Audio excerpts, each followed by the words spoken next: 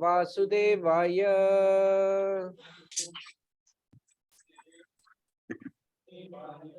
ओम नमो भगवते वासुदेवाय।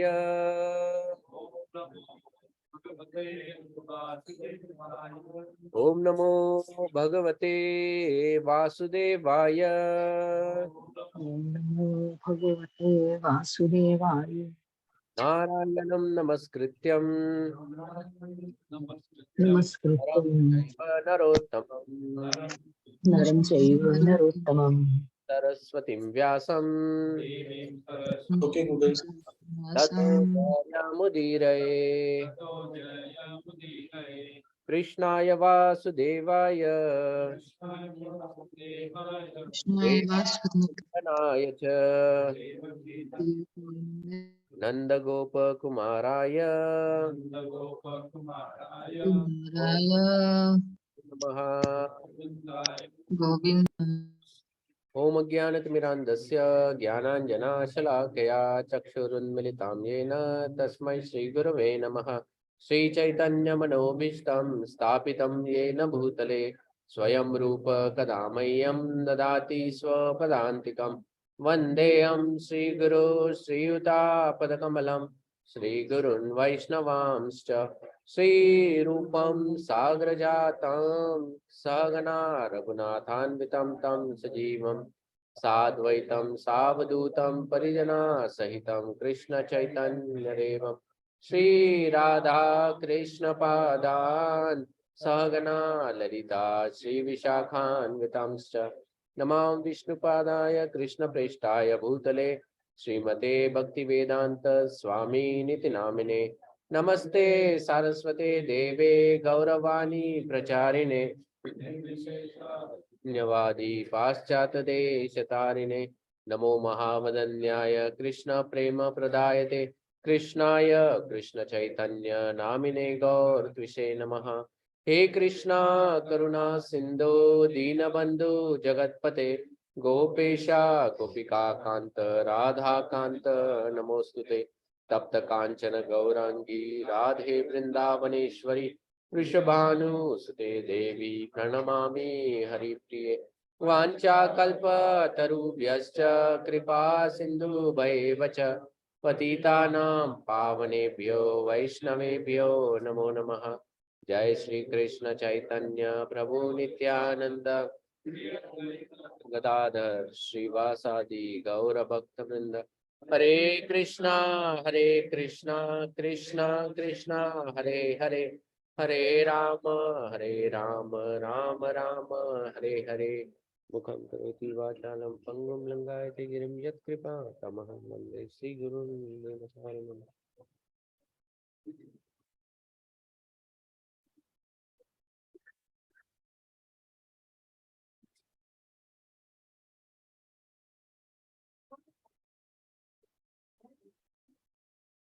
हरे कृष्ण। आज लगभग मेरे ख्याल से 4-5 हफ्ते बाद हम लोग फिर से प्रवचन कर रहे हैं महाभारत के ऊपर। तो अब तक हमने पिछली बार अर्जुन के बारे में चर्चा की थी और आज से हम लोग कुंती महारानी के बारे में प्रारंभ करने वाले हैं।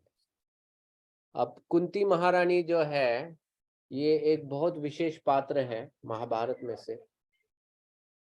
एंड कुंती महारानी का हम लोग श्रीमद् भागवत में से कुंती महारानी की जो प्रार्थनाएं हैं उनके ऊपर बहुत सविस्तर रूप से चर्चा करेंगे। ओके, तो अगर महाभारत में अगर हम लोग देखेंगे तो वैसे तो सभी जो पात्र है उनका जीवन काफी कष्टदायी रहा है महाभारत में। आप भीष्म से लो, भीष्म थे, फिर बाकी के जो 5 पांडव थे, और कुंती महारानी जो है वो उनका जीवन विशेष और भी कष्टदायी रहा है। क्यों? क्योंकि एक तो वो जैसे भीष्म के उदाहरण में अगर हम लोग देखते हैं तो भीष्म के इसमें हम लोग जानते हैं कि हाँ उनका जीवन कष्टदायी था। बचपन में ही उनको काफी कुछ त्याग करना पड़ा, लेकिन भीष्म अपने आप में एक सक्षम पुरुष थे, वो शक्तिशाली थे अपने आप में, वो एक सशक्त सेना जैसे थे, राइट। तो वो अपनी रक्षा कर सकते थे। लेकिन कुंती महारानी जो थी एक स्त्री थी। कुंती महारानी का बताया जाता है कि कुंती महारानी का जन्म राजा कुंती भोज, ओके, के वहां पर हुआ था। और उसके बाद में जैसे ही उनका जन्म हुआ था तो उनके जो मित्र थे, वो मित्र उनसे मिलने आए थे कुंती महारानी के पिताजी के पास, और उन्होंने उनसे याचना की थी कि देखो मुझे पुत्र तो है लेकिन मेरे पास पुत्री नहीं है। तो तब कुंती के पिताजी कुंती को गोद दे देते हैं उनको। तो मतलब बचपन में ही जो असली पिता जो थे उनका प्यार कुंती महारानी से निकल गया था। फिर जैसे कुंती महारानी बड़ी हो रही थी तो हम लोग जानते हैं वो प्रसिद्ध घटना उनके जीवन में कि जब उस समय राजा लोग क्या करते थे कि जो उनकी कन्याएं थी उन कन्याओं को वो ऋषि मुनियों की सेवा में लगाते थे। उसका हेतु ये होता था क्योंकि ऋषि मुनियों की अगर सेवाएं करेंगे तो ऋषि मुनियों के आशीर्वाद से उनको एक अच्छा पति प्राप्त हो, उनका जीवन अच्छा सफल हो। तो एक बार ऐसे जब दुर्वास मुनि जब वहां पर जाते हैं उस राज्य में, तो कुंती महारानी के जो अभी जिन पिताजी ने उनको गोद लिया है वो उनको कुंती महारानी को उनकी सेवा में लगाते हैं। अब कुंती महारानी बहुत like she is a very young child actually, ऐसे भी नहीं कह सकते कि वो शी वाज लाइक वुमन तब तक। और उन्होंने लेकिन बहुत अच्छी तरह से वो सेवा करती है दुर्वासा ऋषि की। और दुर्वासा ऋषि इतने प्रसन्न होते हैं, वैसे तो दुर्वासा ऋषि को प्रसन्न करना सबसे कठिन है, मतलब जितने ऋषि मुनि है उनमें से सबसे भयंकर जो है वो दुर्वासा ऋषि है। बाकी सब ऋषि मुनि को सहज है प्रसन्न करना, लेकिन दुर्वासा मुनि को सबसे कठिन है प्रसन्न करना। लेकिन ये दुर्वासा मुनि भी प्रसन्न हो गए थे कुंती महारानी से। तो उन्होंने कुंती महारानी से प्रश्न किया कि हे कुंती, मैं इतना प्रसन्न हूं कि मैं तुम्हें कुछ वरदान देना चाहता हूं। तो कुंती महारानी ने कहा कि हे प्रभु, मैं तो ये वरदान के बारे में ज्यादा नहीं समझती हूँ, लेकिन क्योंकि आप त्रिकाल ज्ञानी है, आप भविष्य में देख सकते हो, तो आप मुझे ऐसा मंत्र प्रदान कीजिए जो मुझे भविष्य में उपयोगी हो ऐसा। ओके, तो तब दुर्वासा मुनि कुंती महारानी को वो मंत्र देते हैं।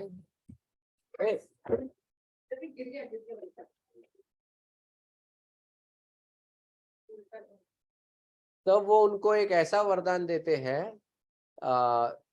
जिससे वो किसी भी देवता का आह्वान कर सके और उस देवता से पुत्र प्राप्त कर सके। ऐसा मंत्र कुंती महारानी को वो देते हैं। अब कुंती महारानी वो एक कन्या थी, उसको एक मन में कुतूहल भी था, कभी देवताओं का दर्शन नहीं किया था। तो कुतूहल के वजह से कुंती महारानी ने बचपन में सोचा कि क्या ये मंत्र सही में काम करेगा नहीं करेगा, और उनको एक विशेष आकर्षण सूर्य देव से था। आकर्षण मतलब I mean naturally the sun is very attractive, right. किसी को भी आकर्षण होगा, मतलब हनुमान जी को भी आकर्षण हो गया था, वो छलांग मार लिया उधर सूर्य देव के प्रति। तो इतने सुंदर सूर्य देव जब दिखते हैं तो कुंती महारानी ने उस मंत्र का प्रयोग किया सूर्य देव का आह्वान करने के लिए। और जब सूर्य देव का आह्वान किया तो वो मंत्र को तो कार्य करना ही था, तो सूर्यदेव वहां पर प्रकट हो गए। जब सूर्यदेव वहां पर प्रकट हो गए तो सूर्यदेव ने कुंती महारानी से कहा कि तुमने मेरा आह्वान किया है, बताओ अभी क्या आज्ञा है। तो कुंती महारानी ने, नो मैं तो टेस्टिंग के लिए मैंने ये किया था, मुझे नहीं पता था सच में आप आ जाओगे करके। तो सूर्यदेव ने कहा कि अभी भले टेस्टिंग हो या कुछ भी हो, मैं तो आ गया हूँ। और हम देवताओं का तो ऐसा कार्य होता है कि एक बार हम लोग आते हैं तो बिना वरदान दिए हम लोग वापस नहीं लौटते हैं।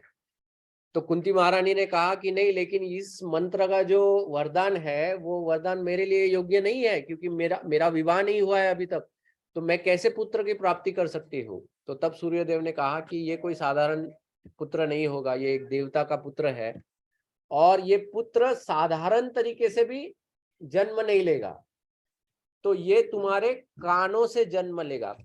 और इसीलिए उसका नाम पड़ा कर्ण, जो कुंती के कान से जो उत्पन्न हुआ था उसका नाम हो गया कर्ण। बट नेचुरली जब कुंती महारानी, अभी पुत्र तो हुआ है ना, कान से हो या कहीं से भी हो, पुत्र तो आया है, तो लोग प्रश्न करेंगे। और वो एक बालिका थी, बट उसके साथ साथ वो एक राजकन्या भी थी, राइट।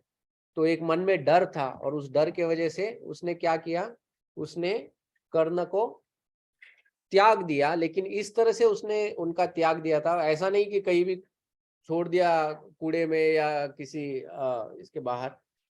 शी न्यू एग्जैक्टली, उनको एग्जैक्टली पता था कि ये बच्चा कहाँ जाने वाला है।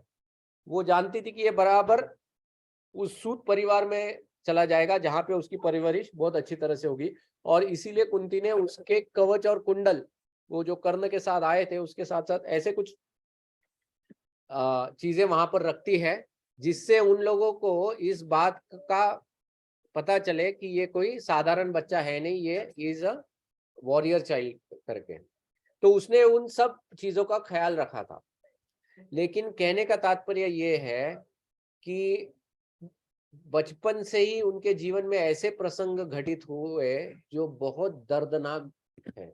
मतलब अपने खुद के पुत्र को त्यागना ये किसी भी माँ के लिए साधारण चीज नहीं है। मतलब साधारण बालक, जो नालायक होता है, उसको भी माँ त्याग नहीं सकती है। आप सोचो, जिसका पुत्र सूर्य के तेज के समान चमक रहा होगा, ऐसे दिव्य बालक को कौन सी माँ त्याग सकती है। मतलब क्या बीती होगी उस माँ के ऊपर जब उसने उस बच्चे को त्यागा था। It is not a very easy thing, it is very very difficult decision. लेकिन कुंती महारानी को बचपन में वो डिसीजन लेना पड़ा। उसके बाद हम लोग देखते हैं कि कुंती महारानी का जब विवाह हुआ पांडु महाराज के साथ, तो विवाह के कुछ ही दिनों में पांडु महाराज को श्राप मिल गया था। और श्राप भी ऐसा था कि उस श्राप के वजह से पांडु महाराज कुंती महारानी से पुत्र प्राप्त नहीं कर सकते थे, ऐसा उनको श्राप प्राप्त हुआ था। तो इसके वजह से वनवास जाना पड़ा।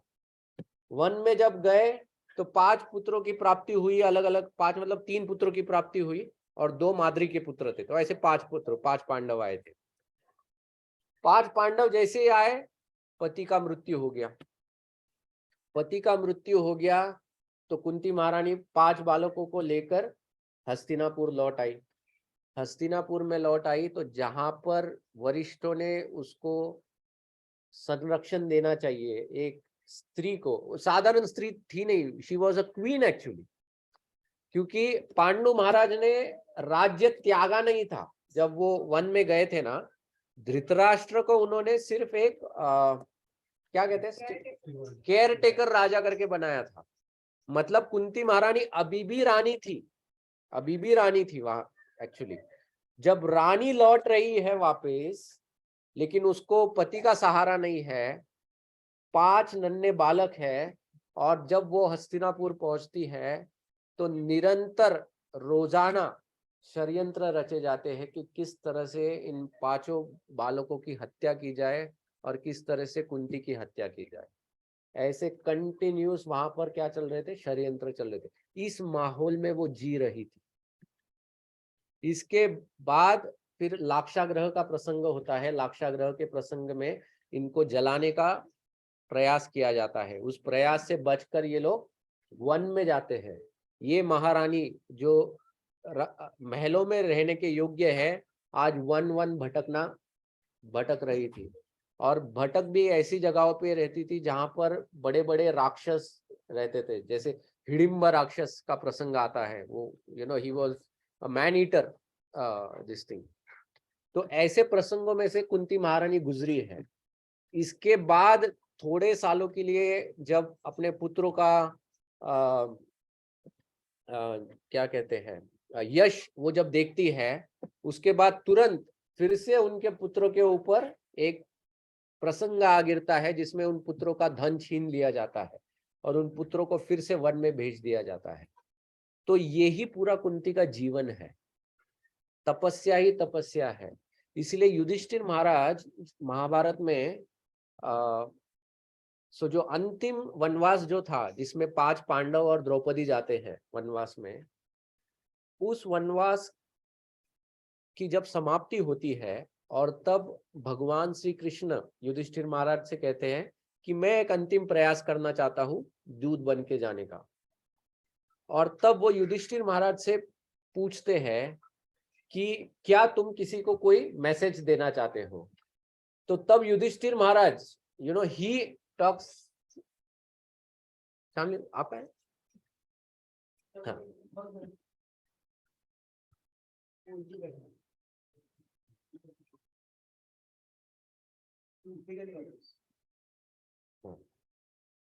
कुंती तब युधिष्ठिर महाराज भगवान श्री कृष्ण को कहते हैं कि दैट लेडी, वो स्त्री जिसने अपना सारा जीवन सिर्फ उसने तपस्या ही तपस्या की है, I want to send message to my mother. मतलब ऐसा युधिष्ठिर महाराज उनका इंट्रोडक्शन करते हैं। मतलब इमेजिन, इस स्त्री का सारा जीवन सिर्फ एक तपस्या रहा है, दैट इज कुंती महारानी। ओके, तो आज जो है हम लोग कुंती महारानी द्वारा भगवान की प्रशंसा में जो श्लोक कहे हैं उन श्लोकों के ऊपर चर्चा करेंगे। इन श्लोकों को उत्तम श्लोकी कहा जाता है। उत्तम श्लोकी, उत्तम श्लोक क्या होता है? उत्तम श्लोक का अर्थ होता है, उत्तम मतलब बेस्ट, वो श्लोक जो उत्तम पुरुष के लिए कहा गया है, मतलब भगवान के लिए कहा गया है।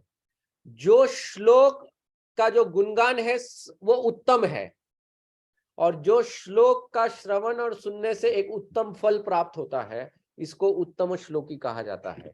तो ऐसे श्लोकों का वर्णन हम लोग कुंती महारानी द्वारा इस श्रीमद् भागवतम में चर्चा करने वाले हैं। देखो, इतनी अलग अलग प्रशंसाएं हैं लेकिन कुंती महारानी की प्रशंसा खास करके पुराण में आती है। आप और किसी के प्रशंसाएं नहीं देखते हो पुराण में। You don't see any glorification by any other. दो ये जो पांडव जो है, इन पांडव का एक विशेष स्थान है। भक्तों में पांडवों का एक विशेष स्थान आता है, युधिष्ठिर महाराज का और 5 पांडव का, क्योंकि ये भगवान के विशेष भक्त होने के बावजूद इनके अंदर नम्रता कूट कूट के भरी हुई थी। ये नम्रता कहाँ दिखाई देती है? प्रहलाद महाराज की कथा कौन से स्कंद में आती है? 7वें स्कंद में आती है। प्रहलाद महाराज का प्रसंग किसने किसको बताया था? नारद मुनि ने युधिष्ठिर महाराज को बताया था।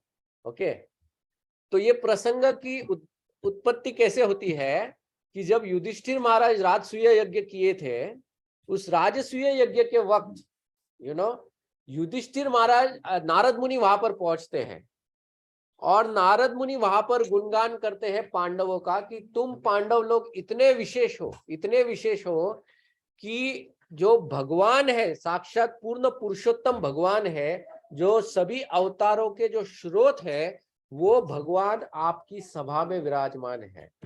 और वो भगवान आपकी सभा में विराजमान होने के वजह से अनेक देवी देवता जो भगवान से मिलने के लिए उत्सुक है, उनको आपकी सभा में आना पड़ता है। युधिष्ठिर महाराज की सभा में अनेक देवता आते थे। They used to just visit. Why? Because Krishna was there.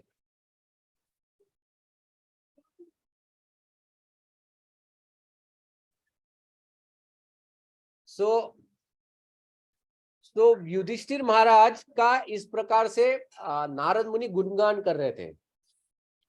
तब युधिष्ठिर महाराज वो कहते हैं कि हे भगवान, मैं इसी योग्य हुई नहीं। और फिर नारद मुनि से वो दूसरे भगवान के अवतारों और भक्तों के बारे में पूछताछ करते हैं। तो तब नारद मुनि प्रहलाद महाराज के भक्ति के बारे में बताना चालू करते हैं, विशेष करके कि how great Prahlad Maharaj was.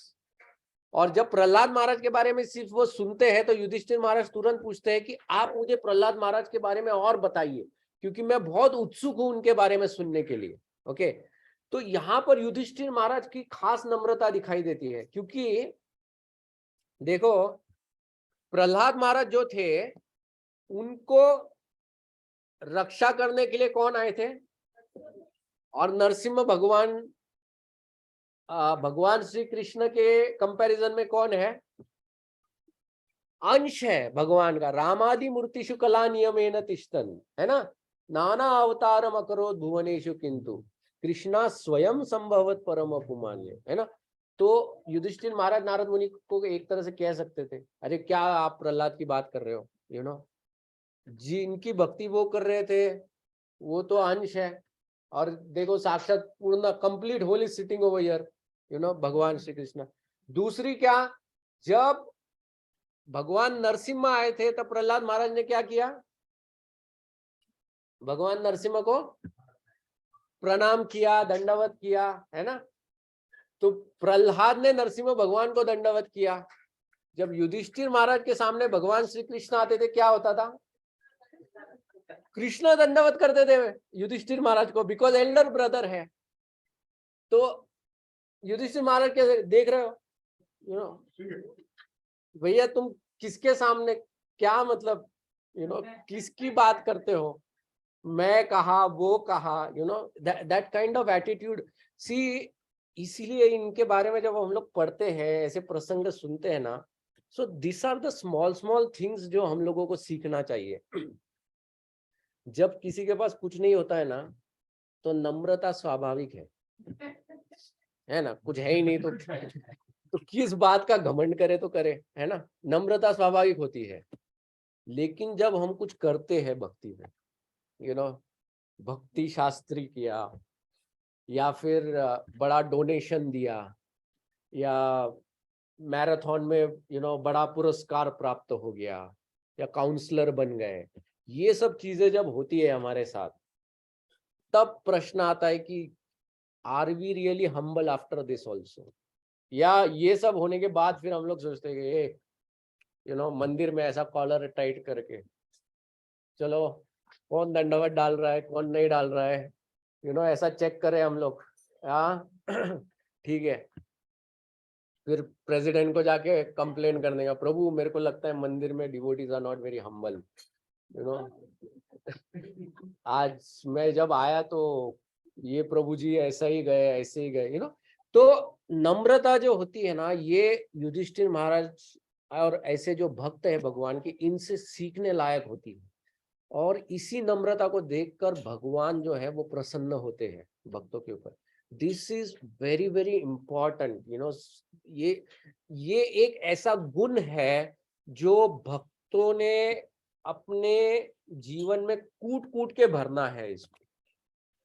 Chaitanya Mahaprabhu जब आए थे, चैतन्य महाप्रभु ने सिर्फ 8 श्लोक दिए थे, 8 श्लोकास, यू नो। चैतन्य जो भगवान डायरेक्ट साक्षात भगवान है, उन्होंने सिर्फ 8 श्लोक लिखे हैं जब वो आए थे। वो 8 श्लोकों में उन्होंने तीसरा जो श्लोक है कि एक भक्त का बर्ताव कैसे होना चाहिए, इसके ऊपर बताया है। और वो क्या है, तृणादपि सुनिचेना तरोरपि सहिष्णुनाम अमानिमानदेन कीर्तनीय सदा हरि। भगवान का नाम निरंतर किस प्रकार से ले सकते हो और उसमें रुचि कैसे बनाए रहे, वो बनाए रहने के लिए तुमको तृण के जैसा नम्र होना आवश्यक है। ओके, तो यही हम लोग यू नो ये पांडवों के जीवन से सीख सकते हैं। आप कोई भी कैरेक्टर लो पांडवों में, आप यू नो 5 पांडव है, फिर द्रौपदी है, कुंती महारानी के बारे में अभी हम लोग चर्चा करेंगे, भीष्म पितामह थे, विदुर जी थे, I mean all great souls. इनमें कितनी नम्रता विशेष करके भरी हुई है। एंड यही गुणों की वजह से भगवान श्री कृष्ण के लिए ये सब लोग प्रिय थे। इसके विपरीत हम लोग देखते हैं दुर्योधन के अंदर कोई नम्रता नहीं थी।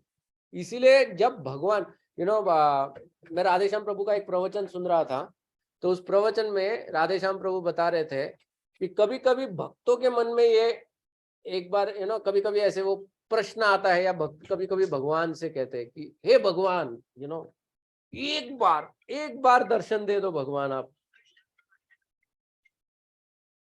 अगर एक ही बार आप मेरे को सिर्फ आपकी एक झलक दिखला दो भगवान, मैं आपको बता देता हूं कि मैं कंटिन्यूसली आपका चैंटिंग करूंगा, कभी आपको भूलूंगा नहीं। वही दर्शन जो नारद मुनि को आपने दिया था और जिसके वजह से फिर वो उस पेड़ के नीचे बने रहे और फिर कभी छोड़ा नहीं, ऐसा दर्शन एक बार मुझे एक बार झलक दे। तो राधेश्याम प्रभु बोल रहे थे कभी कभी हमारे मन में भी ऐसा भाव आता है कि एक ही बार, अगर एक बार दर्शन दे दो ना, जब हम लोग डीटी के सामने आते, एक बार थोड़ा हिल लो, थोड़ा ये कर लो, वो कर लो, कि हम लोगों को बस इसके बाद हम लोग कभी नहीं भूलेंगे। राधेश्याम प्रभु ने कहा कि जो सही भक्त होते हैं ना, वो भगवान के प्रति कभी भी इस प्रकार का इच्छा नहीं व्यक्त करते हैं, बल्कि उनको भगवान के ऊपर पूर्ण श्रद्धा होती है और उस श्रद्धा के वजह से भगवान उनके सामने आते हैं। दुर्योधन के सामने भगवान आकर भी दुर्योधन ने क्या कर दिया? दुर्योधन बाद में जाकर सिर्फ सामने नहीं आया था, विश्वरूप भी दिखा दिया था, और विश्वरूप दिखाने के बाद दुर्योधन कर्ण के पास जाता है, मतलब भगवान श्री कृष्ण जब लौट जाते हैं, दुर्योधन कर्ण के पास जाता है, बोलता है देखा कितना बड़ा जादूगर था, कितना बड़ा जादू दिखा दिया उसने, इसको लगता है सिर्फ इसी को जादू आता है, मुझे जादू नहीं आता है। तो ये उसके मन में भाव आ गया था दुर्योधन के मन। मतलब जब भगवान के प्रति श्रद्धा और प्रेम नहीं है ना, तो भगवान कितना भी हमारे सामने आए, कुछ नहीं होने वाला है। ओके, ठीक है। तो अभी कुंती महारानी की प्रार्थनाओं के ऊपर हम लोग चर्चा करेंगे। कुंती महारानी के जो प्रार्थनाएं हैं श्रीमद् भागवतम के प्रथम स्कंद में ही आता है, आई थिंक चैप्टर 8, हाँ 8वां चैप्टर है, श्लोक नंबर 18 से लेके 43 श्लोक नंबर 43 तक। ओके, इतने श्लोकों में कुंती महारानी की प्रार्थनाएं हैं। अब ये प्रार्थनाओं का उसकी जो भूमिका है, वो भूमिका क्या है कि महाभारत का युद्ध समाप्त हो चुका है। युद्ध के पश्चात जो भी मरे हुए योद्धा है, वरिष्ठ है, उन सब का जो भी क्रियाक्रम है वो समाप्त हो चुका है, पिंडदान वो सब खत्म हो गया है। युधिष्ठिर महाराज को राजा बना दिया है अभी। अब भगवान श्री कृष्ण फिर द्वारिका लौट रहे हैं। जब भगवान श्री कृष्ण द्वारिका लौट रहे थे, उसी समय अश्वत्थामा ने फिर से एक ब्रह्मास्त्र छोड़ा था। एक ब्रह्मास्त्र उसने छोड़ा था जब अर्जुन उनका पीछा करते गए थे, जब उसने 5 पांडव पुत्रों की हत्या की थी, तब उसने एक ब्रह्मास्त्र छोड़ा था, जिसके वजह से भगवान ने पनिश भी किया उसको। इसके बावजूद वो फिर से और एक ब्रह्मास्त्र छोड़ता है। और ये ब्रह्मास्त्र किस लिए छोड़ता है कि ठीक है, मैं पांडवों के वंश को समाप्त कर दूंगा, और वो वंश में एक ही अभी जोत बाकी है, और वो कौन है? उत्तरा के गर्भ में एक शिशु है। तो इतना प्रिसाइज वो ब्रह्मास्त्र था कि वो ब्रह्मास्त्र को आज्ञा थी कि जाके गर्भ में जाके उस शिशु की हत्या करके आओ तुम। हाँ, without hurting the mother, without hurting the mother, गर्भ में। इतना सूक्ष्म वो अस्त्र था एक्चुअली। लेकिन उत्तरा जो थी, उत्तरा ने उस अस्त्र को पहचान लिया था, तुरंत उसको वो समझ में आया था। तो तुरंत जब भगवान श्री कृष्ण निकल रहे हैं, वो रथ के ऊपर चढ़ रहे हैं, उसी समय उत्तरा उस राजमहल से दौड़ते दौड़ते बाहर आती है। जब वो बाहर दौड़ते दौड़ते आती है, और उस वक्त 5 पांडव भी वहां पर है, 5 पांडव भी वहां पर है, लेकिन उत्तरा किसी के पास नहीं जाती है, वो डायरेक्ट भगवान श्री कृष्ण के पास जाती है, और वो कहती है पाही पाही महायोगिन। ये श्लोक है। ये श्लोक हम लोगों को ये श्लोक हम लोग भी कभी हमारे जीवन में समस्या आती है तो we can also recite this shloka actually. पाही पाही महायोगिन देव देव जगतपते।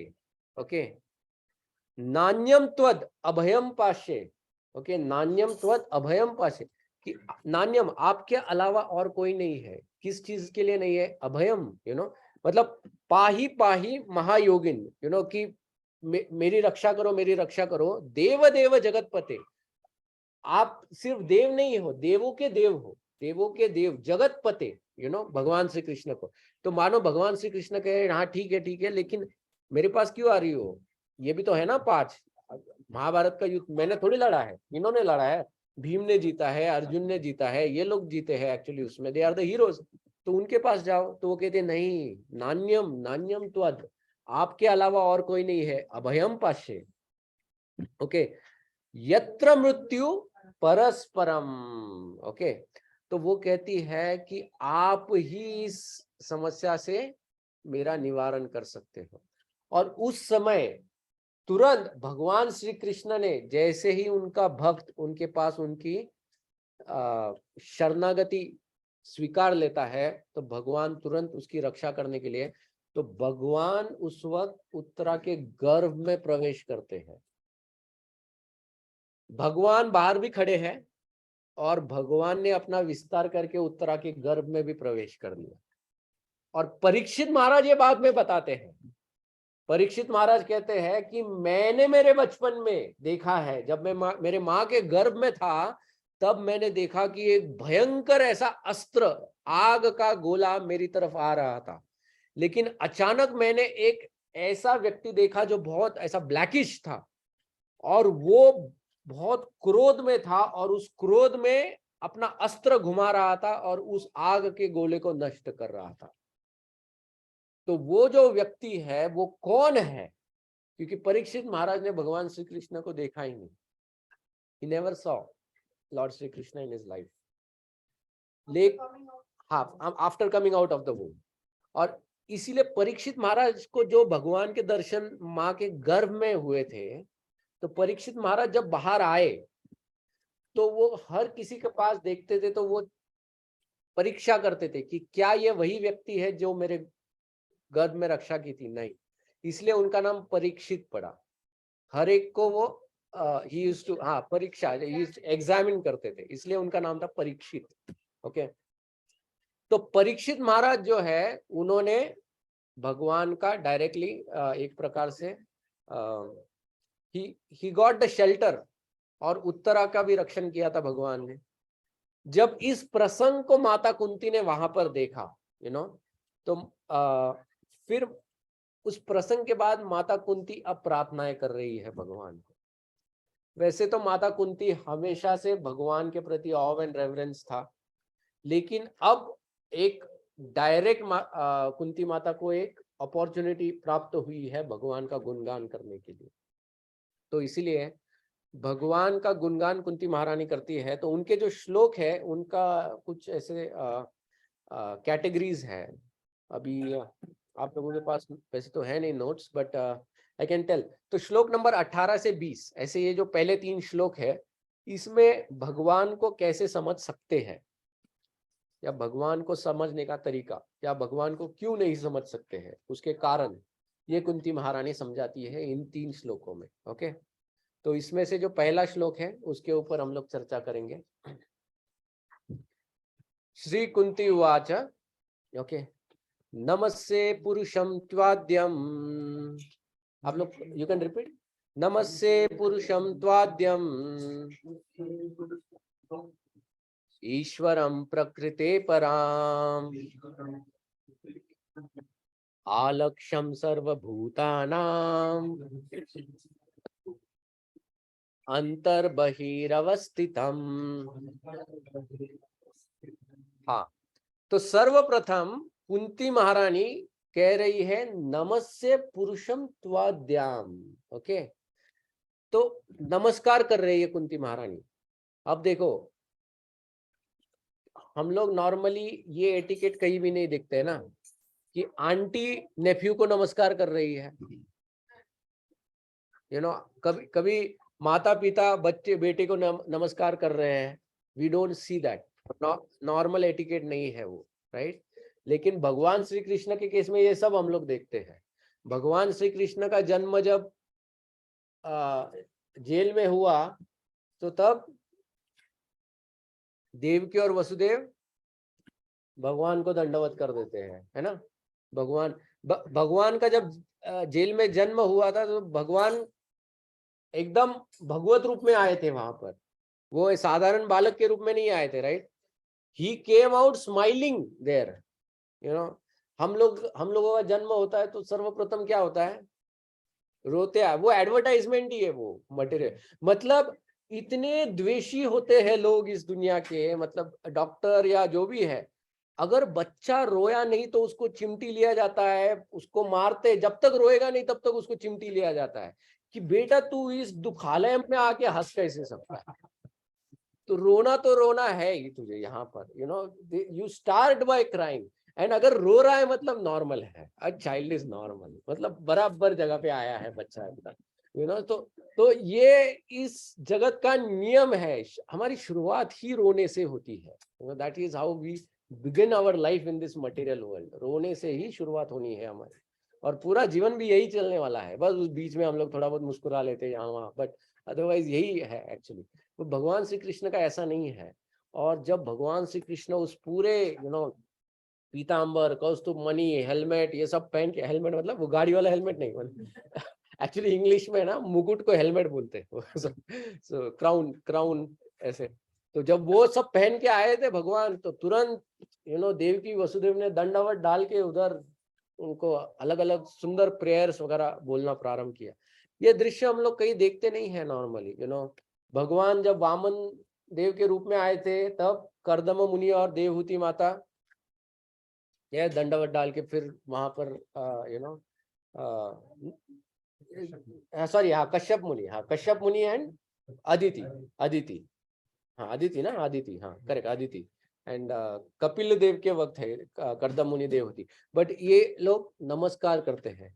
तो कुंती महारानी भी यहाँ पर नमस्कार कर रही है, और वो जस्टिफाई कर रही है, वो बता रही है भगवान को कि वो नमस्कार क्यों कर रही है।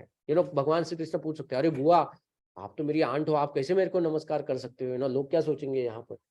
तो वो कह रही है कि नो, तुम मेरे नेफ्यू नहीं हो, सिर्फ तुम मेरे नेफ्यू नहीं हो, तुम कौन हो, नमस्ते पुरुषम त्वाध्यायम, तुम पूर्ण पुरुषोत्तम हो। एंड कैसे हो, तो आद्यम मतलब सबके आदि हो, तो आद्यम मतलब you are the beginning of everything, you are the beginning of everything. और इसीलिए मैं आपको नमस्कार कर रही हूँ। तो सबसे पहले नमस्कार, इसलिए अपने इसमें भी अपने संस्कृति में बताया जाता है कि जब भी हम लोग वरिष्ठ पुरुष या वरिष्ठ कोई व्यक्ति को मिलते हैं या भगवान के समीप जाते हैं, तो सर्वप्रथम हमको क्या करना चाहिए, तो दंडवत करना चाहिए। ओके, दंडवत के बारे में बताया गया है कि जब हम लोग शरीर को जमीन पर पूरी तरह से हम लोग लेटते हैं, तो हमारे जो 8 अंग होते हैं, वो 8 अंग उनको हम लोग समर्पित करते हैं। 8 अंग क्या क्या बताए हैं, द 8 limbs आर 2 arms, फिर लेग्स, नीज घुटने, ओके, फिर चेस्ट, ओके, उसके बाद में सर, उसके बाद में mind, okay, eyes and power of speech.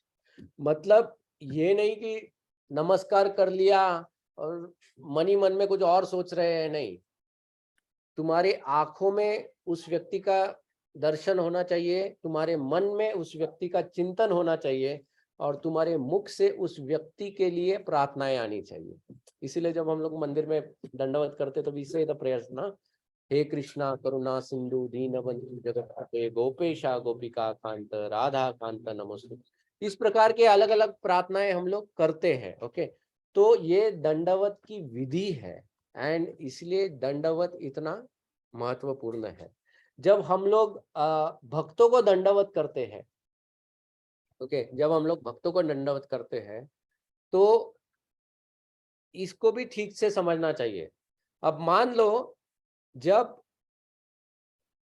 मैं किसी को दंडवत करता हूं, तो मैं उस भक्त को इसलिए दंडवत करता हूं क्योंकि उस भक्त के हृदय में भगवान है परमात्मा के रूप में, और इस भक्त ने उस परमात्मा रूपी भगवान की वो सेवा कर रहा है।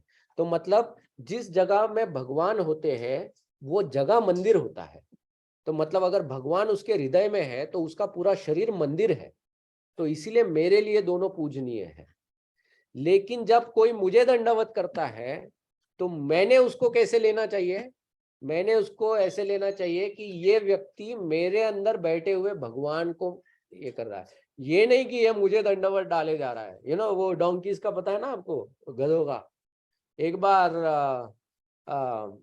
भगवान भगवान की पालकी लेके जानी थी। तो भगवान की पालकी लेके जानी थी तो भगवान के जो घोड़े थे वो घोड़े कुछ तो थक गए या बैठ गए, कुछ तो हो गया था। तो लेकिन पालकी तो लेके जानी है, रथ रथ तो लेके जाना है, इसलिए 2 गधे मिल गए इनको रास्ते में। तो 2 गधों को उन्होंने लगाया घोड़ों की जगह। अब गधे रथ हाँक रहे हैं, पीछे भगवान मतलब भगवान का विग्रह है, उनको झूला झुला रहे वगैरह वगैरह। और जैसे गधे चल रहे हैं तो लोग दे दनादन दंडवत किए जा रहे। तो गधे बहुत खुश हो रहे, देखो हम लोग चले जा रहे हैं और लोग हमको दंडवत कर रहे हैं, हम लोग चल रहे हैं लोग दंडवत कर रहे हैं, कितने ग्रेट है हम।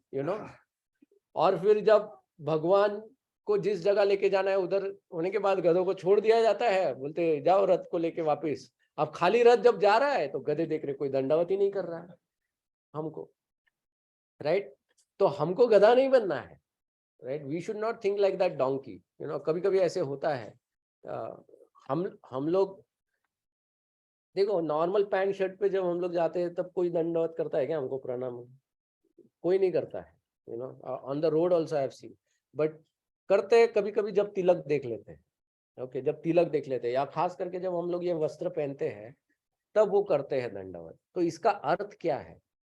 दे are not respecting just us, but they are respecting this uniform, और they are respecting this tradition, या फिर they are respecting this behaviour, right, of devotion. तो ये उस भाव के लिए वो लोग नमस्कार कर रहे हैं, राइट। तो इसीलिए वो जब दंडवत कर रहे हैं उसमें उनकी प्रगति हो रही है। जब हम लोग अपने सर के ऊपर उसको ले रहे हैं उस प्रणाम को, हमारी अधोगति होती है। एक ही क्रिया में उसकी प्रगति और हमारी अधोगति होती है। There was one more example ना, वो प्रोस्टिट्यूट का, वो क्या था? हाँ हाँ हाँ हाँ, correct. Both are looking at each other. दोनों का भाव हाँ, मतलब ब्राह्मण तो इतना भक्ति कर रहा है, जो भी कुछ कर रहा है, मतलब भगवान की पूजा आराधना कर रहा है, लेकिन मन में भाव क्या आ रहा है कि वो वेश्या को देख के सोच रहा है अरे कितनी सुंदर है, तो वो उसको भोग के रूप में देख रहा है। और वेश्या इसको देख रही है और सोच रही है अरे देखो कितना अच्छा भक्त है, कितना ये है। तो उसकी प्रगति हो रही है, इसकी अधोगति हो रही है। It's like that. तो इसीलिए intent also matters a lot. So नमस्ते का इतना परिणाम है, नमस्ते इतना महत्वपूर्ण है, और किस तरह से नमस्ते को भी हमको भक्ति में लेना चाहिए। It's very very important etiquette of devotional life. Okay, पुरुषम। ओके, पुरुष, पुरुष किसको कहा जाता है? जो व्यक्ति one who is the ultimate enjoyer, उसको पुरुष कहा जाता है। One who is the ultimate enjoyer. इसीलिए जब समाज में बोलते हैं कि ये पुरुष है, ये स्त्री है, एक्चुअली जो भाव है दोनों में पुरुष का भाव है। स्त्री होने के बावजूद भी उसके मन में आनंद भोगने की इच्छा है, पुरुष होने के बावजूद उसके मन में आनंद भोगने की इच्छा है। और जो बालक होता है घर में, उसके मन में होता है कि बोथ शुड सर्व मी, तो उसमें एक अलग आनंद भोगने की इच्छा है। तो सब में पुरुष भाव है एक्चुअली। ओके, लेकिन आनंद कोई नहीं भोग सकता है अपने आप में, क्योंकि हम लोग अपूर्ण है ना, हम लोग पूर्ण है नहीं भगवान जैसे। हम इतने डिपेंडेंट है हर चीज के ऊपर। हमको अगर देखना है तो सूरज की रोशनी की आवश्यकता है, right. We can not see unless sunlight, जब तक हमारे आंखों में वो प्रतिबिंब नहीं बनाती है तब तक हम लोग किसी भी चित्र रूप या किसी भी चीज को देख नहीं सकते। सूरज की रोशनी के बगैर हम लोग, अंधेरे में दिखता है कुछ? हम लोगों को एक बार साइंस में पूछा था, ये सिनेमा होता है ना, सिनेमा, तो आपने कभी वो सिनेमा का फिल्म देखा है क्या? वो पुराना, I mean long back they used to do this. I remember in my childhood days ना, स्कूल्स में लाते थे वो ऐसा, वो ऐसा मशीन आता था और वो फिल्म में एक होता था ऐसा रोल। हाँ हाँ, नाही नाही ते नाही ऍक्च्युअल मूवी प्रोजेक्ट करायचे, बट हाँ they used to bring that reel. Okay, अगर वो फिल्म अगर आपने देखा हो तो वो फिल्म ऐसा कंटिन्यूस कुछ नहीं रहता है, उसमें एक एक ऐसा फोटोज रहता है, वो एक एक फोटोज रहता है, लेकिन वो एक ऐसे स्पीड पे चलाया जाता है उसको कि हमको वो मूविंग लगता है, बराबर, हमको मूविंग लगता है। और साइंस में बताया जाता है कि जब हम लोग किसी भी चित्र को देखते हैं तो उस चित्र का स्मरण हमारे आंखों में, persistence of vision for 1/6 of second कुछ तो ऐसा रहता है, और उतने ड्यूरेशन में वो एक ब्लैक लाइन जो होता है फिल्म की वो निकल जाती है उसमें से, इसीलिए हमको कंटिन्यूस दिखता है, हमको वो ब्लैक लाइन कभी नहीं दिखती है, कभी भी पिक्चर के बीच में ब्लैक लाइन नहीं दिखती है, कि परसिस्टेंस ऑफ विजन के वजह से ऐसा होता है। तो हमको एक बार प्रोफेसर ने पूछा था, मान लो तुम थिएटर में गए हो और पहले तुमने ब्लैक लाइन देख ली, तो परसिस्टेंस ऑफ विजन क्या हो गया? ब्लैक। फिर फिल्म वाला चला गया, फिर आ गया ब्लैक लाइन, फिर फिल्म वाला, मतलब पूरा 3 घंटा तुमने क्या देखा? ब्लैक। ऐसा कभी होता है क्या किसी के साथ? क्योंकि ब्लैक में से लाइट प्रोजेक्ट ही नहीं होता ना, आंखों में इमेज तब बनता है जब लाइट एंटर्स, ब्लैक में से लाइट कैसे एंटर होगा? Okay, that was the reason.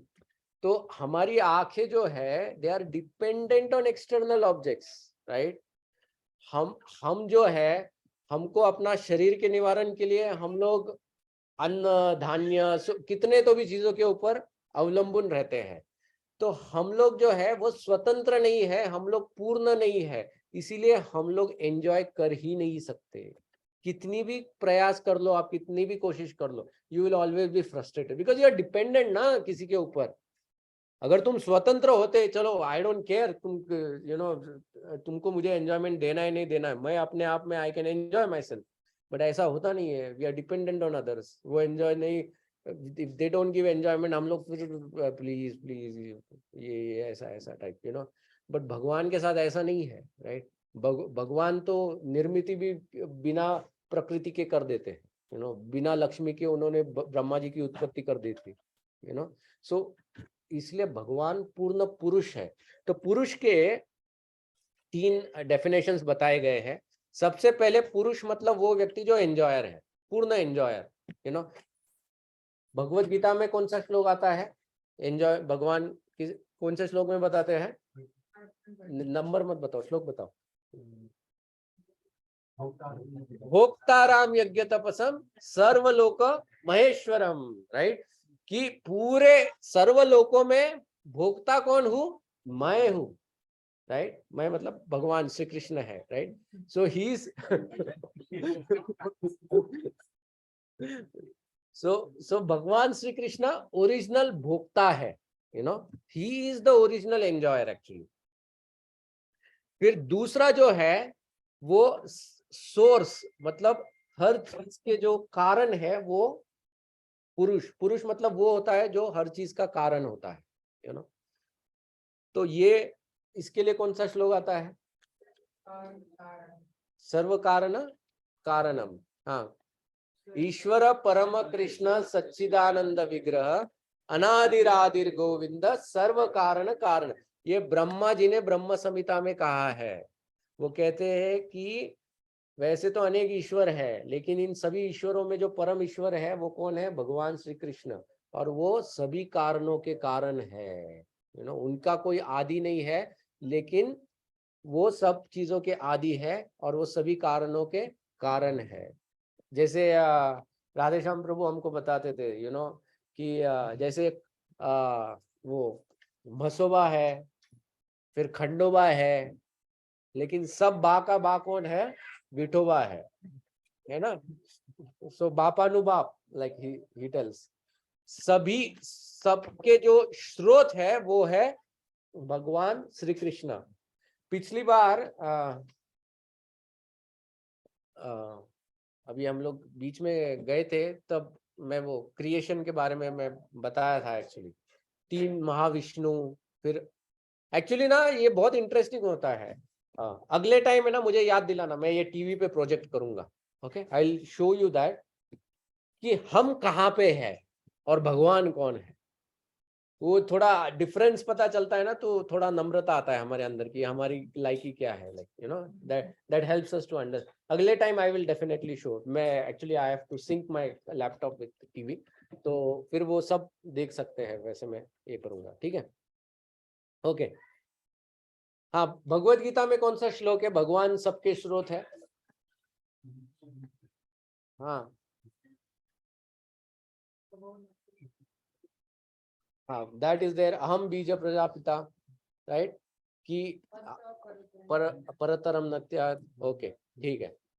और तीसरा जो है, तीसरा पुरुष के बारे में बताया है कि वो सबका नियंत्रता है, वो किसी के नियंत्रण में नहीं आता है। जैसे हम जैसे ही इस दुनिया में जन्म लेते हैं तो हम किसके नियंत्रण में आते हैं? 3 गुणों के नियंत्रण में आ जाते हैं, माया के नियंत्रण में आ जाते हैं। लेकिन भगवान जो होते हैं, भगवान माया के नियंत्रण में नहीं आते, माया भगवान के नियंत्रण में होती है, राइट। मया अध्यक्ष ना प्रकृति, राइट, भगवान श्री कृष्ण भगवद गीता में कहते हैं। ब्रह्म संहिता में कौन सा श्लोक है? छाये यस्य भुवनानि विवर्ति दुर्गा इच्छानुरूपम अपि यस्य च चेष्टते, राइट, कि जो दुर्गा देवी है, जो माया है, माया स्वरूप है, राइट। तो ये दुर्गा देवी कैसी है?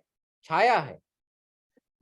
छाया कैसी होती है? जो मेन, जो व्यक्ति की जब छाया होती है, जब व्यक्ति जैसे कार्य करेगा वैसे ही छाया चलती है। छाया का अपने आप में कोई स्वतंत्रता नहीं होती है, लेकिन वो व्यक्ति के ऊपर अवलंबन रहती है। उसी तरह से जो माया होती है या दुर्गा जो होती है, वो भगवान के नियंत्रण में कार्य करती है। तो इच्छानुरूपम अपि यस्य च, तो भगवान कहते हैं मेरे इच्छा अनुसार वो कार्य करती है। ओके, तो इस तरह से वो मास्टर है। तो कुंती महारानी ये सब कुछ जानती थी, इसीलिए भगवान को वो कहती है कि आप साधारण व्यक्ति नहीं हो, आप पुरुष हो, पुरुषम। और कैसे पुरुषम हो? त्व आद्यम, यू नो, कि आप सभी सभी के आदि हो, सभी के आदि हो, यू नो। जैसे भगवान कह सकते थे कि अरे देवी देवता लोग है, फिर ब्रह्मा है, महेश है, विष्णु है, नारायण है, ये सब भी तो है ना, तो इनके भी आदि आप हो। और ये ब्रह्म संहिता में बताया गया है, जो श्लोक हमने थोड़ी देर पहले बोला, रामादि मूर्तिषु कला नियमेन तिष्ठन् नाना अवतारम अकरोत् भुवनेषु किंतु कृष्णा स्वयं संभवत परम पुमान्यो गोविंदमादि पुरुषम तमहम भजामि। तो भगवान जो है ये सबके आदि है। ओके, फिर ईश्वरम, आप सबके नियंत्रता हो, कंट्रोलर हो। ईश्वर मतलब कंट्रोल, कंट्रोलरशिप। ओके, ठीक है। फिर प्रकृति, प्रकृति परम, यू नो, प्रकृति परम। परम का अर्थ ये होता है कि जो प्रकृति के ऊपर है। प्रकृति मतलब 3 गुण, यू नो, ये 3 गुण जो होते हैं ना, जिनको किसके साथ कंपेयर किया जाता है? रस्सियों के साथ कंपेयर किया जाता है। सत्वगुण, रजोगुण, तमोगुण, ये 3 प्रकार की अलग अलग रस्सियां हैं जो इस भौतिक जीवन में हमको बांध के रखती है। ओके, और इन्हीं के प्रभाव में हम लोग अलग अलग कार्य, एक ही वस्तु को देखकर 3 अलग व्यक्ति 3 अलग प्रकार का कार्य कर सकते हैं। वो किस गुण के प्रभाव में है, उसके अनुसार वो वैसे कार्य करते हैं। ओके, एक ही वस्तु को कोई उदाहरण दे सकता है?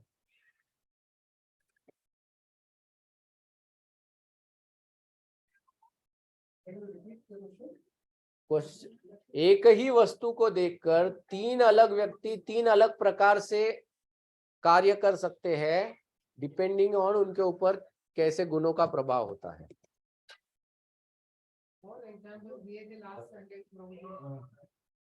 कोई एक एग्जांपल तो दो आप, मतलब एटलीस्ट मुझे पता चले कि आपको समझा है ये। हाँ,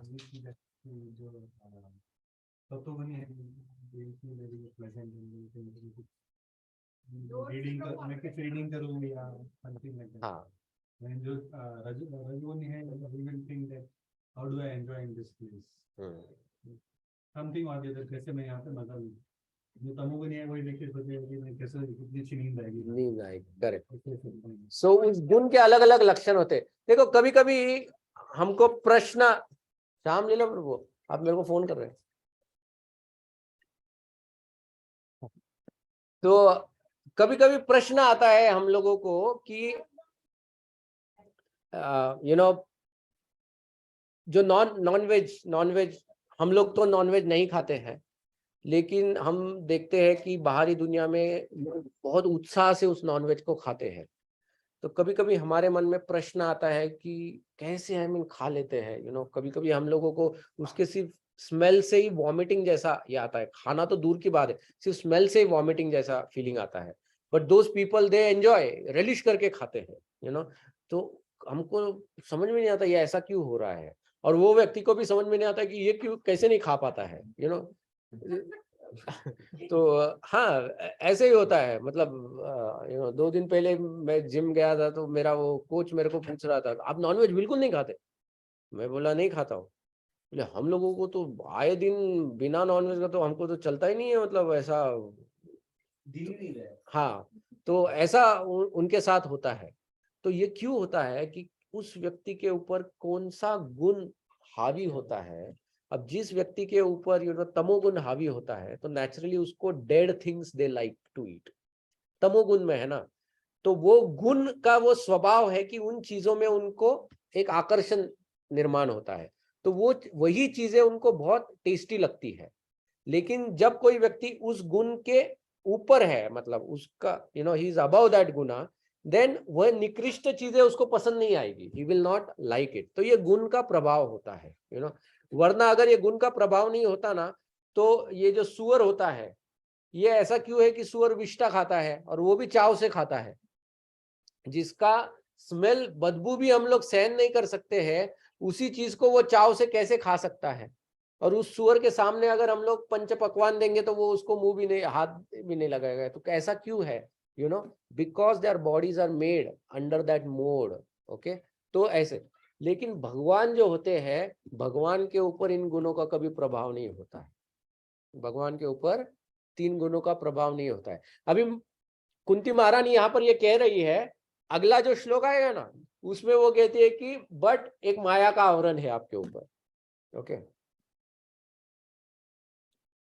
that will discuss next time, क्योंकि इतना टाइम है। एक्चुअली एक एक श्लोक ना बहुत विस्तार के साथ हम लोग डिस्कस करेंगे, बट वो that will discuss next time.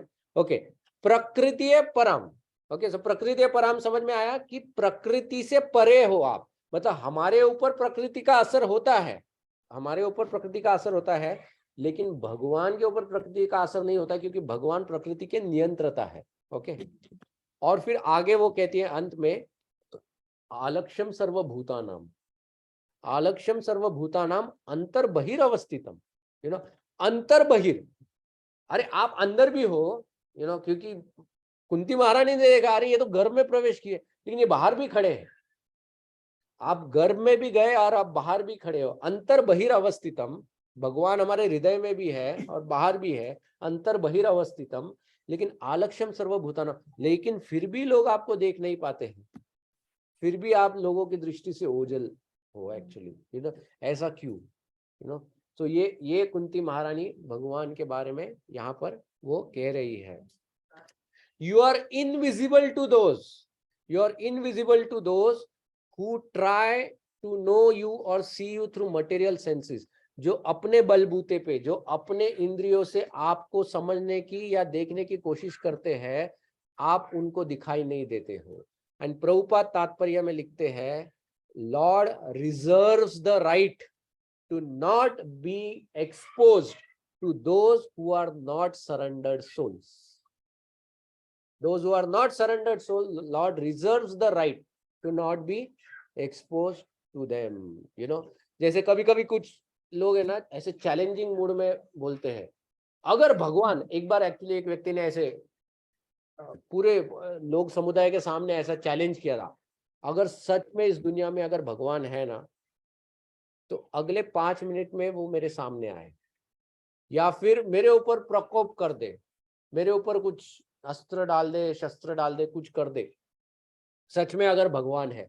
लेकिन अगर 5 मिनट में अगर नहीं आते हैं भगवान, तो फिर कोई भगवान है नहीं, यू नो। तो ऐसा इस तरह से उसने, और लोगों ने भी टालिया एकदम, अरे वाह क्या बात कही है, क्या बात की है, ओपन चैलेंज, ओपन चैलेंज।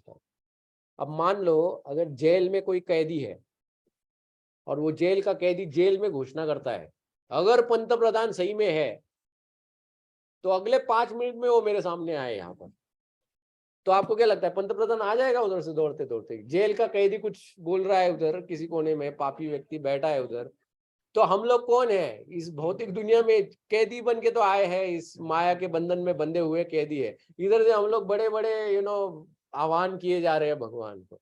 तो ये सब this are all different ways of atheism. भगवान को ना मानने के अलग अलग तरीके हैं, ठीक है।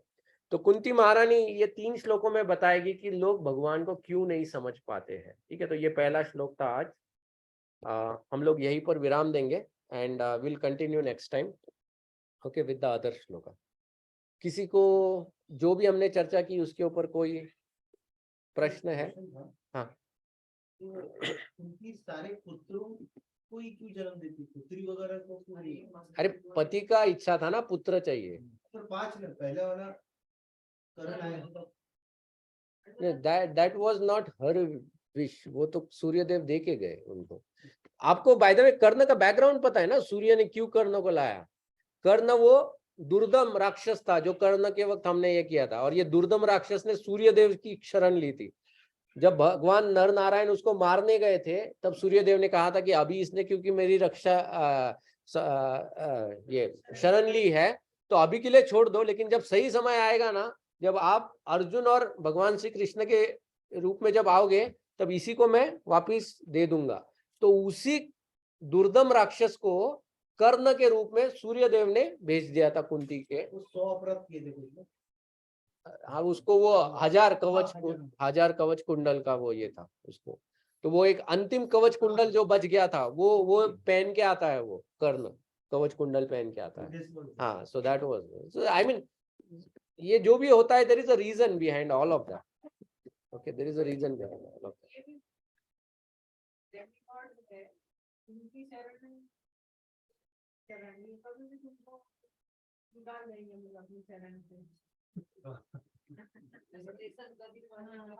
हाँ, ये तो है। आई मीन इनके देखो, ये देवी देवताओं के जो वरदान होते हैं ना, ये वरदान मतलब उनकी अनवांटेड चीजें होती है।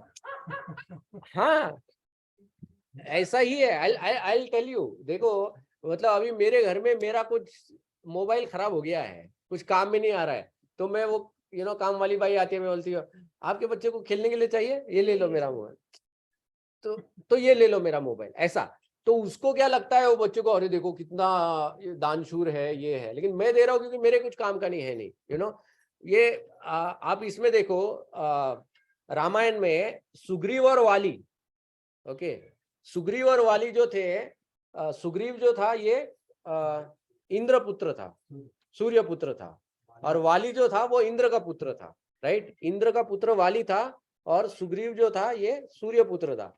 और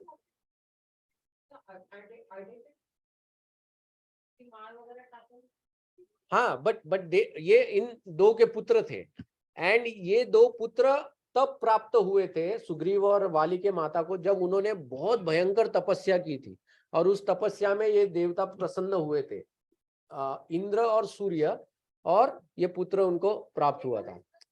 सुनो ना, स्टोरी सुनो, पूरी स्टोरी सुनो, ओके। तो ऐसे इनको ये पुत्र प्राप्त हुए थे, लेकिन इंद्र और सूर्य के पास पुत्र आए कहां से? तो उसका एक बैकग्राउंड है। बैकग्राउंड ये है कि एक टाइम पे सूर्यदेव को हॉलिडे दे दिया गया था। एक टाइम पे सूर्यदेव को हॉलिडे दे दिया गया था। तो जब सूर्यदेव को हॉलिडे दिया तो सूर्यदेव ने सोचा कि अरे आज हॉलिडे है, मुझे हमेशा ड्यूटी पे रहना पड़ता है, तो आज वो दिन है जब मैं इंद्र के सभा में जाके मैं वहां पे अच्छा अप्सराओं का नृत्य देख सकता हूँ। और सूर्य का जो चैरियट ड्राइवर है उसका नाम था अरुण। ये जो अरुण है ये गरुड़ का भाई है। गरुड़ जी जो है ना भगवान के वाहन, उनका भाई अरुण है। तो अरुण ने सोचा मैं भी उधर जाऊंगा, एक ही सिनेमा थिएटर है ना, लेकिन वहां पे एंट्री नहीं थी अरुण को। सूर्यदेव को है बिकॉज वो he is one of the प्रख्यात देवता है, हाँ, बट अरुण को है नहीं। और वहां पे सिर्फ ऐसे जो मेन डेमिगॉड्स हैं उनको है, उसके अलावा ओनली लेडीज आर अलाउड। जैसे आजकल ये जो क्लब्स में होता है ना, हाँ वैसे ही, हाँ। तो फिर अरुण ने क्या किया, अरुण ने अपने आप अपना रूप बदल दिया और अपना रूप एक सुंदर अप्सरा के रूप में उसने बदल लिया, और उस अप्सरा के रूप में वो गया उस सभा में। अब जब सभा में गया तब इंद्र ने देखा, अरे ये नई अप्सरा कहाँ से आ गई, इसको तो मैंने पहले कभी देखा ही नहीं, यू नो। तो इंद्र के मन में इस अप्सरा के प्रति भोग इच्छा उत्पन्न हो गई। तो भोग इच्छा उत्पन्न हो गई तो इंद्र फिर इसके पीछे दौड़ने लगा अरुण के प्रति। तो अरुण के पीछे जब दौड़ने लगा तो वो जो उनका यूनियन था उसके थ्रू एक पुत्र उत्पन्न हुआ इंद्र को। और फिर ये जो अरुण है ये गोस इट लिसन, नहीं, listen to this whole story, okay. मैं जब ये स्टोरी सुना था मैं हंस हंस के पागल हो गया था। तो भी ये अरुण जो है ये कंप्लेंट लेके सूर्यदेव के पास जाता है कि देखो, हाँ, नहीं ये फॉर्म में नहीं जाता है, वो नॉर्मल जाता है, और वो सूर्यदेव को बोलता है कि देखो ये ऐसा ऐसा मेरे साथ हुआ है। तो सूर्यदेव पूछते हैं कि तू ऐसा कौन सा रूप लिया, तो अरुण फिर वो रूप दिखाता है। तो जब वो रूप दिखाता है तो सूर्यदेव जो है उनके मन में कामना आ जाती है, और उस संगम से फिर और एक पुत्र उत्पन्न हुआ था, और वो था वाली, सुग्रीव। तो ये दो बच्चे, अब दो बच्चे तो आ गए इधर, लेकिन पालेंगे किधर ना। तो फिर देखा धरती पर कौन है, तो ये दो अपने खड़े हैं कि भगवान हमारी झोली भर दो, झोली लो ले लो, आ गए सुग्रीव और वाली, ओके। हाँ, तो ये होता है डेमीगॉड वर्शिप का फल। तो अगर किसी को लगता है कि डेमीगॉड वर्शिप करने से बहुत भगवान मेरे ऊपर कृपा कर रहे हैं, तो भगवान मतलब ये देवता लोग, तो समझ लो ऐसा फल आता है, ओके, ये इस टाइप के फल आते हैं। सो इसीलिए भगवान श्री कृष्ण भी कहते हैं कि ये जो लोग होते हैं वो मूर्ख होते हैं जो देवी देवताओं के पीछे जाते, because they just give for the sake of giving. उसके पीछे उनका कोई ये नहीं रहता है कि वेदर इट्स गुड और बैड फॉर दैट पर्सन, ठीक है। तो ऐसा है, ओके। किसी को कोई प्रश्न है, एनी अदर क्वेश्चन?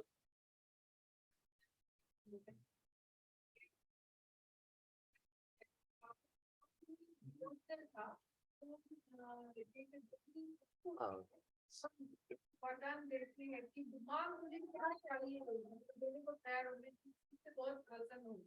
तो वो जो विष्णु भक्त था, तो वो देवी को बोलता है तुम दे देगी क्या दे सकती हो, तुम कौन सी कष्ट का निवारण कर सकती हो, मैक्सिमम तुम क्या करती हो, अगर मेरी गाल पे थोड़ा आया है तो तुम मेरी पेट पे डाल दो, अगर हाथ पे आया तो मेरी कमर पे डाल दो, लेकिन तुम पूरा कष्ट का निवारण तुम कर ही नहीं सकती, तो मुझे तुम्हारे पास से कोई वरदान चाहिए ही नहीं। या पाच पांडव आहेत ना, कुठल्या देवापासून आराधना? युधिष्ठिर महाराज, धर्मराज, देन भीमसेन वायु, अर्जुन इंद्र, नकुल सहदेव, अश्विनी कुमार।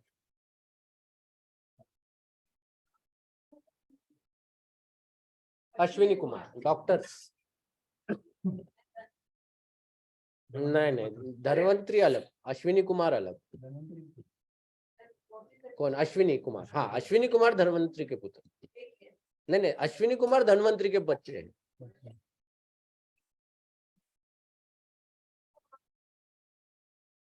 माता जी head surgery, they have done head surgery, head transplant, head transplants.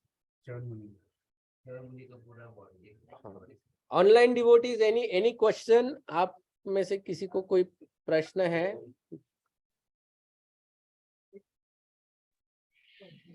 नहीं पर भी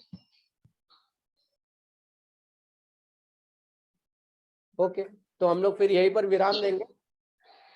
okay, Hare Krishna, thank you everyone. So next Saturday we will continue with the second step.